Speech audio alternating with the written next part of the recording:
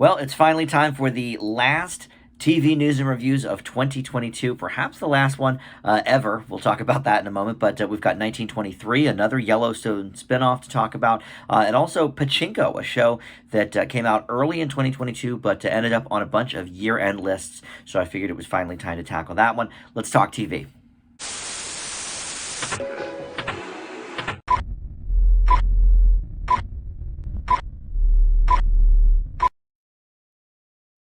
Hey guys, Dan here. This is Dan Reviews It. Welcome to TV News and Reviews for the week. We are finally getting to put a pin in 2022. Within the next few days, I will have for you my best and worst TV of the year, but we had to take just a few more shows there that came out at the tail end of the year. And so we're going to talk about 1923, which is another Yellowstone spinoff. This one comes with a bunch of firepower in Harrison Ford and Helen Mirren. We've also got The Best Man, The Final Chapters. This is a TV show based on the Best Man film series. Just about everyone returning from that, including Morris Chestnut, Regina Hall, Taye Diggs, and Terrence Howard as well. We've also got a couple of spy shows on Netflix that dropped within really just a few days of each other. The Recruit and Treason. And then this show called Pachinko, which I've actually mentioned a few times in the news segment because I announced when it was renewed, and then it ended up on AFI's year-end top 10 TV shows list. So I knew before the year was up I had to check this show out. So finally I have watched Pachinko as well. So we'll talk about all that. And like I mentioned, this might be the last TV news and reviews ever. My schedule has changed a bit, and obviously, I've been a week or two behind most of the year, but now I'm like almost a full month behind here on the shows. And so rather than kind of catching up on the weekly, I may just do reviews when titles drop. For example, I did review the new Night Court that came out a few days ago. That is already up in its own video. So, and I might do the same with that 90s show that just came out on Netflix. So we'll see. I may come back around at some point to TV news and reviews, but after next week's sort of best and worst of TV, I think that'll sort of put a pin on this series on my channel. But in any event, we do have one last week of news, and with the new year, there's been a lot of renewals and cancellations. So let's start there. In talk show news, Sherry, the Sherry Shepherd Show has been renewed for seasons 2 and 3, and Jennifer Hudson, her talk show for season 2. Pitch Perfect Bumper in Berlin has been renewed for season 2 on Peacock. They are notorious for not letting their comedies go past 2 seasons. They don't have any, in fact, that have lasted 3 years. So we'll see if they like the results well enough to give it a third. I thought the show was okay, but obviously they were happy with the results. Over on the CW, All American has been renewed for for a 6th season, I should say, and this is the highest rated show for 18 to 49-year-olds on the CW, and 4th in total. So, you know, in total viewers, whatever the age. So, not bad. It's a show I've never seen 1 second of, but obviously people love it. And I know there's a couple of spin-offs as well, at least one. I think it's called Homecoming. Over on Freeform, their longest-running current scripted series has been renewed as well. Grownish for season 6 on there. It's likely to cross the 100-episode mark at that point. And like some cable shows do, it could go into off-network syndication at that point, like its parent program Blackish did. But that was, you know, an ABC production. But there have definitely been some cable shows that went in stripped syndication. Sex and the City, Always Sunny in Philadelphia, Curb Your Enthusiasm. They never seem to last too long, but every so often. Ghosts has been renewed for season 3 on CBS. That is obviously very exciting. Great show. It's the #1 streaming show on Paramount Plus from the CBS current library. So people are streaming that more than the CSIs and NCIS and all that. So that is encouraging. And Abbott Elementary renewed for season 3 on ABC. No surprise there. Cleaning up at a lot of the recent award shows, including the Golden Globes and the Critics' Choice Awards as well. And it's, you know, one of the highest rated comedies on television right now. So that's always exciting. And then speaking of ABC, we've got a big slate of game shows returning, including Press Your Luck, Claim to Fame. I enjoyed that one last summer. I watched that all the way through. Celebrity Family Feud, they're all returning. And then a new Jeopardy primetime show called Jeopardy Masters Ken Jennings will host that, so he will not participate. I guess now that he's a host, he's sort of ineligible to participate in any more of the tournaments. But each game will feature 2 full games, each hour-long episode, and then there's going to be 6 people total, both old and new. We've got some of the classics. I believe Brad Rutter is returning, James Holzhauer is returning, but some of the recent people from this past season, Amy Schneider, Matt Amodio, among them, and then the games will just be configurations of those 6 contestants until they eventually crown a winner. Criminal Minds Evolution has scored a Season 2 renewal on Paramount Plus. And Minx, we talked about this. Minx Season 2 was completed before being shelved by HBO Max, but that is going to Stars for Season 2. That is a great show, by the way. Highly recommend Minx. It's, listen for it in my top 10 of 2022. I think that came out this year. Last year, I guess now. But okay, in series endings, we've got Mayans MC, which is a Sons of Anarchy spinoff. I've talked about this a few times on the channel, but that will be ending after the upcoming Season 5. Mo is ending with a second and final season on Netflix, so they gave it a renewal, but also a series ending at the same time, and that is a funny show that I really enjoyed. And then Uncoupled is done at Netflix after just the 1 season that has aired. That was Neil Patrick Harris in sort of a gay rom-com.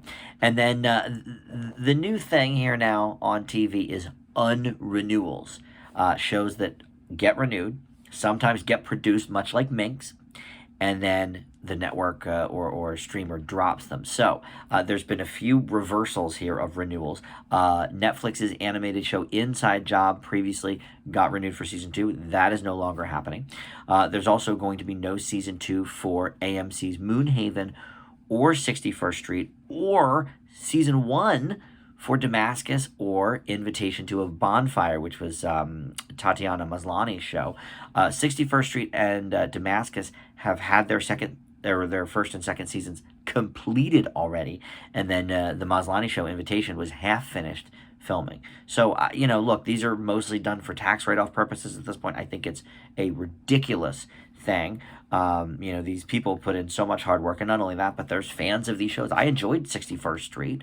Moonhaven I didn't care for, but in any event, in some aspects these have been completed, so obviously they hope, the production company hopes to sell them then to another network, another streamer, but it doesn't always happen. Sometimes they just fall by the wayside. This is the most sort of confounding one of all. Snowpiercer. Season 4 of Snowpiercer is dead at TNT. It has been completed. They filmed the whole thing. They edited the whole thing. It's ready to go. And yet we don't know where we're going to see Season 4. It was the only original show left on TNT. That was part of the whole Warner's restructuring, and TNT and TBS and True TV sort of all under that Warner umbrella. They decided to just stop doing scripted shows entirely. And because of that, Snowpiercer Season 4, it's been completed. It's in the can. We don't know where it's going to air. So very sad. And I never kept up with that after the first season, but I know people love that show. I loved the movie it's based on, certainly. So that is sad. Hopefully that ends up somewhere. All right, in terms of casting news, Lisa Rinna is leaving The Real Housewives of Beverly Hills, and I don't ever really report on The Real Housewives stuff. Who cares? But she was on there for 8 seasons, and she was famous before that. She was a soap opera actress, and I don't know if she did any other sort of real acting, but she was on one of the soaps, and she married LA Law's Harry Hamlin, and she famously got huge plumped up lips with plastic surgery.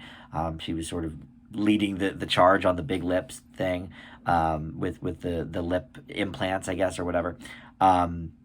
The collagen lip. So figure, if you watch Real Housewives, you might know who that is. If you don't watch, you might know who that is. I've never seen a second of that show, and I knew her even before it was on. Morgan Freeman is joining Nicole Kidman and Zoe Saldana. They were already announced in the new Taylor Sheridan show, Lioness, on Paramount Plus. And Paramount Plus becoming the home for all the Taylor Sheridan stuff. He created Yellowstone for Paramount Network, which it still airs on there. But 1923, that we're going to be talking about today, is on Paramount Network, or Paramount Plus, I should say. Or maybe it might be on both, to be honest. I don't know. There's so much integration with the Paramount stuff. But Taylor Sheridan, that's sort of his universe is over on Paramount Plus. And this was huge. Meryl Streep joining season 3 of Only Murders in the Building. It is filming now. We've got Paul Rudd in the cast as well, which is maybe a slight spoiler for the last couple minutes of season 2, but I won't tell you anything else about it. But yeah, I sort of forgot that he was in it, but then they posted a cast photo with Meryl Streep and Paul Rudd and the main three, and I was like, oh yeah, Paul Rudd. Paul Rudd was part of the cliffhanger there. So so they're both going to be heavily involved in season 3, I guess, and that's, well, maybe not heavily involved, but I'm very excited to see what comes of that. That is filming right now. In odds and ends news, Peak TV is still in full swing. We had talked about this a week or two ago. FX does the annual survey. I don't know why they decided to be the ones that commissioned it, but they do an annual survey of how many scripted shows are on American television, and both streaming and linear TV, broadcast and cable, and scripted only, so not, reality type shows.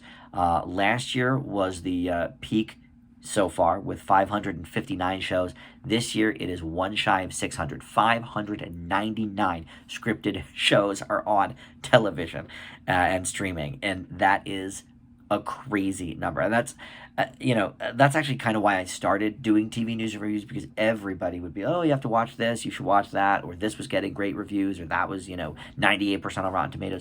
And I was like, I know I don't have time to watch all these shows, so I'm gonna at least sample all of them for you, and review them that way, and that gives me sort of a reason to watch all of these shows I'm supposed to watch, and then the ones that I really like, I'll stick with, which that even has fallen by the wayside a bit because there's so many good ones out there, a lot of bad ones too, but and I do more than just scripted. Sometimes we do reality, sometimes we do game shows and stuff, talk shows on occasion, but yeah, I mean, that is an insane amount of programming. So, the other week they had sort of announced, well, we think Peak TV might be coming to an end with all these shows getting canceled from networks and stuff. I do think with a lot of the reversals of renewals and, a lot of big shows ending after a long time, like Cobra Kai, the 6th season is going to be the end of that, and Outlander's done, and My Ends MC, all of these long-running shows. And I feel like streamers are spending a lot less money on original content than a few years ago when it was sort of like the Wild West. So I anticipate that number will come down. Maybe we will never break the 600 show barrier. I don't know. In reboots and spinoffs, that's my final bit of news. Phineas and Ferb is coming back to the Disney Channel for 40 more episodes. This is right in my sort of nephew's wheelhouse. My oldest nephew, who's now 17, loved Phineas and Ferb. This was like one of the big shows that was always on at the house, that and SpongeBob, when I would come over, and I got to know the characters, and it's such a funny show, so clever, and the original people involved with it are coming back. There's going to be at least 40 episodes. We don't know if it's going to continue beyond that, if they're all going to be put out 40 episodes like at once, once a week, a new episode for almost a year. I don't know, but maybe they'll put it over 2 seasons. But in any event, that is good news. Phineas and Ferb is a great show. So excited to hear that. Okay, let's go to the reviews. We're going to start with the biggie, 1923. Not only is it the biggie because it's got the Yellowstone connection, but 2 of the biggest names in film are attached to this, and they are the stars Helen Mirren and Harrison Ford. So this is about another generation of the Dutton family, and I talked about this when we reviewed the last one, which was, is it called 1899? No, 1899 was the one on Netflix. 1890? I forget what the heck it was, but whatever it was. Faith Hill was in it, and Tim McGraw, I think, as well. And I liked it a lot. I've never seen Yellowstone, but you don't need to, because these are all sort of prequels to the Kevin Costner, family stuff, and some of them have those ties. So we've got the Dutton family again, another generation here. This one in 2023 during Western expansion, right before the Great Depression. Prohibition is a thing. And this is taking place in Montana, and I think it's on Paramount Plus, but they've been maybe airing it as well on Paramount Network, and this is weekly, so there's still, I think, 4 or 5 episodes to go for this first season. But you've got Helen Mirren as Clara Dutton, who is the family matriarch. They have no children in this, but they've raised John and Spencer Dutton sort of as their own. John, played by Darren Mann, I believe, and then Spencer, played by Brandon Sklanner. Don't know these people, but you don't need to. You need to know just the core people. But Timothy Dalton's here as well as a wealthy business tycoon. Love seeing him, and then Robert Patrick as well as one of the sheriffs. So definitely, some names and faces that you'll know. Look, again, I've not seen Yellowstone. I hear it's great, but I'm really digging these spinoffs. I've sort of not been a huge Western fan. Every time I try out a Western, it's like, it's all right. Every so often there's one I really like. I love that True Grit movie they did. But, I watch them and I'm like, okay, it's all sort of the same thing and whatever. These series just seem to bring a lot new to the table. And this one is especially intriguing because you would think that just having that star power there, that whenever they shift the focus away from Harrison Ford and Helen Mirren, we might get bored. Or, I want to see what the Dutton parents are doing. Not so much. There are a lot of scenes in just that first episode even that are gonna stick with me. Some of it has to do with school and the punishment doled out in the 1920s in schools, which is horrifying.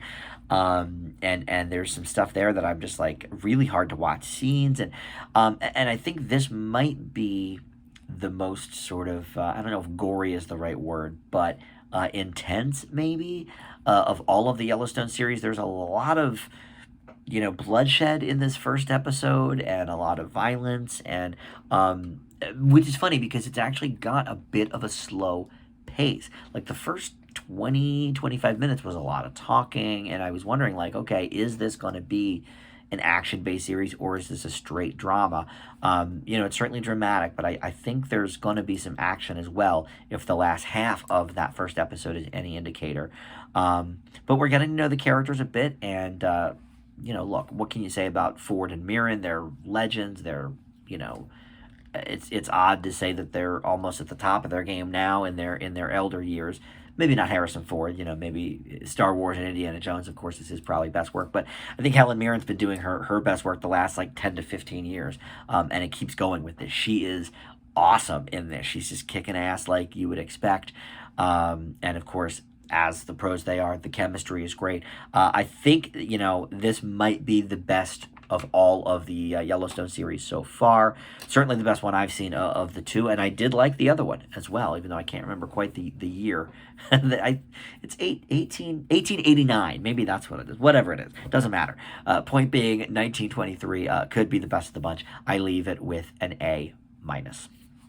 All right, next we were going to talk about The Best Man, the final chapters. Now, this is based on the film series The Best Man, which the original was in 98 maybe, and then many years went by, and then they did The Best Man Holiday in 2013, and so now everybody's back again for the final chapters, and this takes place sort of present day to everything else. So the original movie took place in that year 98 or whatever, and then the second one took place 15 years later. This one takes place about 10 years after that, and really everybody, well, spoiler alert, there is one character in the Best Man Holiday that passes away, so she's not in it. But Morris Chestnut, Melissa D'Souza, Taye Diggs, Regina Hall, Santa Lathan, Terrence Howard, Nia Long, Harold Perrineau, they're all part of this.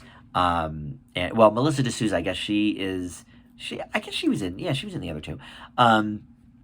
So look, this was sort of a nice homecoming for me because I didn't know that I wanted more from this Best Man universe. I never saw the first movie, but I did see Best Man Holiday, which I really enjoyed. I cried, when the character I just mentioned, passed away. And so I don't know, we don't get a lot of, I'll put it like this. There's not a lot of shows these days with a mostly or all black cast where it's not about cops being racist or the society. These are I grew up on shows like I mean, you can't, talk about it now, but The Cosby Show, The Jeffersons, well, Jeffersons did have a lot of race episodes, I guess, but, Cosby Show, What's Happening, Different World, shows where, people just happen to be black and hanging out. And I don't think we get a lot of that anymore. Every show has to have a message now, and that's fine. Some messages are great. Most messages, I guess, are great in in TV, and they're necessary. But it's actually remarkably refreshing to have a show revolving around a black cast that is just they're people. They're people. And I love that. Living Single. There's another great example. Living Single, Martin. The early days of Fox had a lot of shows like that. And it's great entertainment. There's some drama here too, but mostly this is characters playing off each other. Nobody is a caricature. These are all just regular people, and I love that. And it's funny thinking about the movie like that.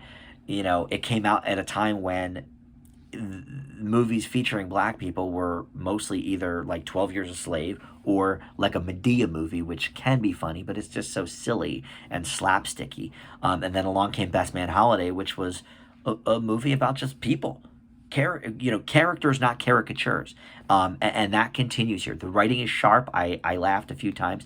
I think you'll definitely get more out of this if you have been a longtime fan of this film series and all of that. But I really like the camaraderie here. Regina Hall's, funny and everything. I always love when she's on an award show or something. She was one of the Oscar hosts last year. Or was that? Yeah, that was just last year, the big slap incident. Terrence Howard sort of is retiring from acting. He kind of paused that to be in this. So you can tell that everybody in this has a lot of reverence for their characters. Malcolm D. Lee, who created the movie series, he is in tow to, I don't know if he wrote or directed these episodes, but he certainly is producing here, and his touch is all over it. I think if you liked the film series, you're going to love this show because you get more of it. 8 episodes, and they're about 50 minutes each. I loved it. I really, and I'm surprised because I like I said, I didn't really think, much about these characters. Once that movie was over, I walked out of the theater and that was that. But it's really great to see them all together again, and it's a little soapy, but it's a lot of fun. I leave The Best Man, the final chapters, with an A-. Another A-. All right. Up next, we've got The Recruit. This is on Netflix. And actually, there's 2. This is so weird. Netflix released 2 spy series within about a week of each other, The Recruit and Treason. So we're going to talk about The Recruit first. Although I could kind of talk about them together, I suppose. But we'll just talk about The Recruit first. And this is starring Noah Centineo, who has been a big help in getting younger people to watch Netflix, because he was the star of a bunch of those rom-com movies, and he was kind of a sex symbol from his years on The Fosters, on Freeform, and so it makes sense that Netflix would recruit him, no pun intended, to be part of this show, as this guy is a young, I think he's playing 25 or something here, and that's about Noah's age in real life. He's playing a young, newly hired CIA lawyer. And his life gets turned upside down because there is a bunch of stuff going down that he is sort of unfamiliar with from the agency, but he tries to work his way through it and figure out what's going on. And it's I would call this an action comedy, perhaps, or something like that. I mean, the two series are very different in their approach to the spy game. This one is definitely more of a comedic take on it. And Noah Centineo, I wouldn't say he is, fall down hilarious, but he is very funny. Colton Dunn from Superstore has a supporting role as well, one of the co-workers of Noah's character. Most of the other people, though, I didn't really recognize. A bunch of newcomers, I guess. But this is a pretty enjoyable show. It's silly, but the cases and the the characters and the sort of secrets and stuff are serious. So it's like serious matter stuff, but dealt with in a more humorous way. And I would not necessarily call this a straight up comedy. It's not like Brooklyn Nine-Nine or something, but there's definitely like a slyness. It's more like maybe like an Ocean's 11 type of thing where it's like there's humor in it, but there's also some serious. Well, I don't know. Ocean's 11 maybe is a little too silly, but maybe like a more humorous Jason Bourne kind of thing. We could say that perhaps. But he fits this role perfectly. Like he's so funny in it, and just I do think he has a future in comedy. We haven't seen him do a ton of comedy so far. That's the thing. Like, yeah, he was in a rom com or two, but those are more.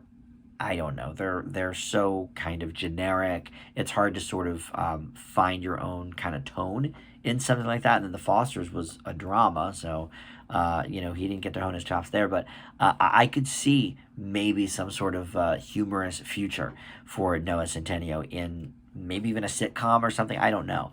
He's certainly got the looks and the charm and the wit, and that is on full display here.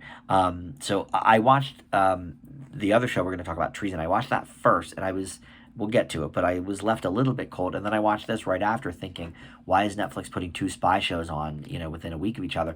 And then as soon as this started, I was like, okay, this is a whole different tone. They're going for, something a little more light. And for me, it worked a lot more. I leave The Recruit with a B.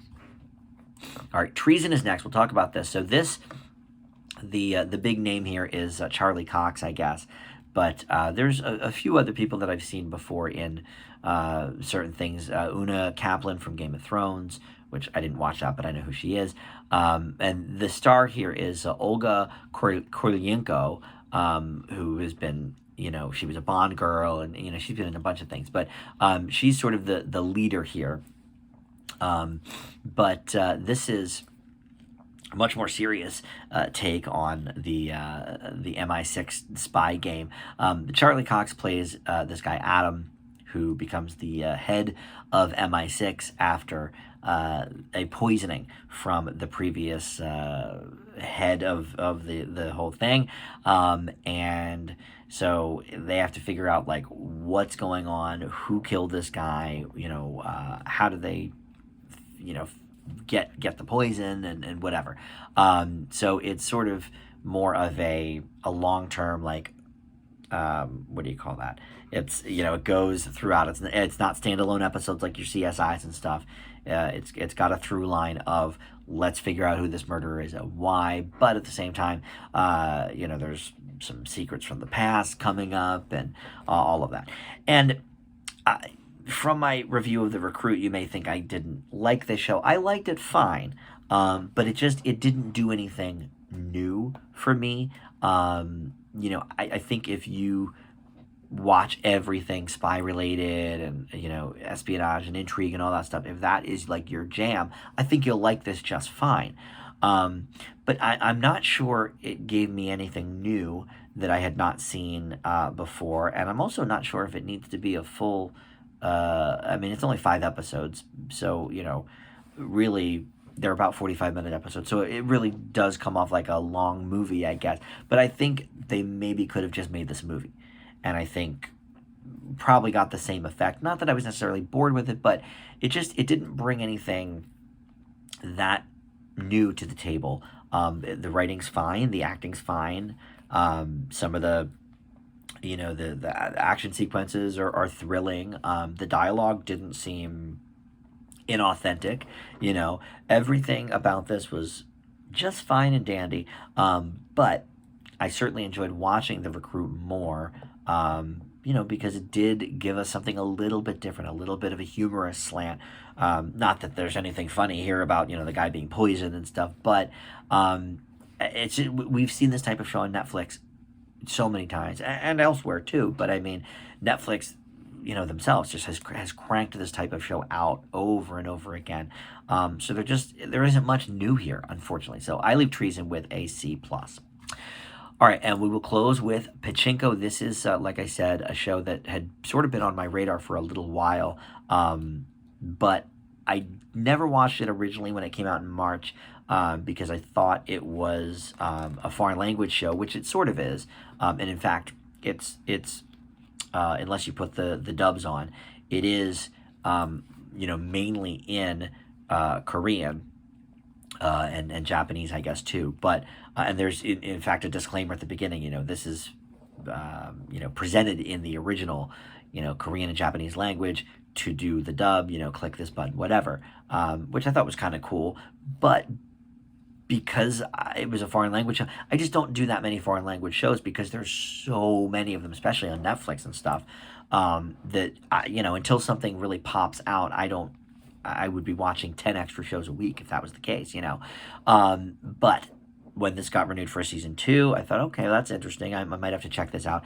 And then it showed up on a bunch of year-end lists. And so then I knew, okay, I've got my one final show for 2022. Let's do Pachinko finally. So I watched it, and it is based on this very popular book. And we're going to have the second season at some point here coming up in the next few months, I think, because this has been out since April of 2022. But it's about 4 generations of Korean Americans making their way into the U.S. and what goes along with that. Now here's your heavy racism show and a lot of sort of maybe not politics necessarily, but like the culture, sort of maybe not being as polite to, Korean Americans or Japanese Americans as we could be. And since it is 4 generations, yes, some of it goes, way back to, not long after World War II and stuff. So there's stuff there. But so I will say it's a little bit hard to follow. This is one that you want to really sort of laser focus in on because of all the different storylines. There's, like I said, 4 different generations. So you're getting to know a lot of different characters and a couple of them at different points in time as well. But it all flows together very well. The acting here is, really good. The only one I really recognize is Yoon Joo-jing, who was in Minari, and she won Best Supporting Actress a couple years ago at the Oscars. So, we've got an Oscar winner here leading this cast. Nobody else I really was that familiar with, but she's, of course, she was lovely in Minari. She is the main protagonist here as well. So, we want to root for her, and she's basically fighting for a better life in Korea, long before they go over to America. So, there's, a lot of really good stuff here. The acting is great. I can see why this sort of did pop out to people. I will say, is it in my top 10 of the year? No, it's not. We'll listen, next week to what my top, I think I usually do a top 20 or 25 new shows of the year. Might crack the 25. But yeah, in terms of the top 10 shows of the year, no, I wouldn't put it up there, but it's certainly engaging. The acting is great. The set design is great, the scenery, all that kind of stuff. They really are bringing you into these different worlds, but it's a little hard to follow because there's so much going on. And I watched 2 episodes, and by the end I still was like, okay, I am not positive I know, who this character is or, what their deal is. Not for all of them, but for some of them, just because it sort of rotates that timeline a bit. And this is one, like I said, you want to pay attention to, but, you kind of have to anyway because you're reading the subtitles. Unless you do the dub, I guess, but I prefer to do these in the original language so you can get the actors' appropriate inflections and stuff. So that's how I did this. So yeah, maybe not top 10 of the year, but I think definitely a really, really well done drama show that, frankly, we could use more of on our TVs. It's no surprise to me that it came from Apple because I do think they have some of the most quality content for streamers. So I leave Pachinko with a B+. All right, so that's going to do it. Like I said, this might well be the final TV news and reviews ever. Next week, of course, I'll have, or maybe within a few days, I'll have my top, best and worst of 2022 to present to you. But other than that, I think maybe I'll just be doing some kind of standalone TV reviews. I don't know. I'm still kind of working out what I want to do here. But yeah, my schedule has changed a bit. I can't watch as much TV as I used to. So some of that is going to fall by the wayside. So anyway, I will talk to y'all in a few days for my best and worst of 2022. Thank you for watching. Thank you for supporting my channel and TV news and reviews all these years. And we'll talk to you later. Bye.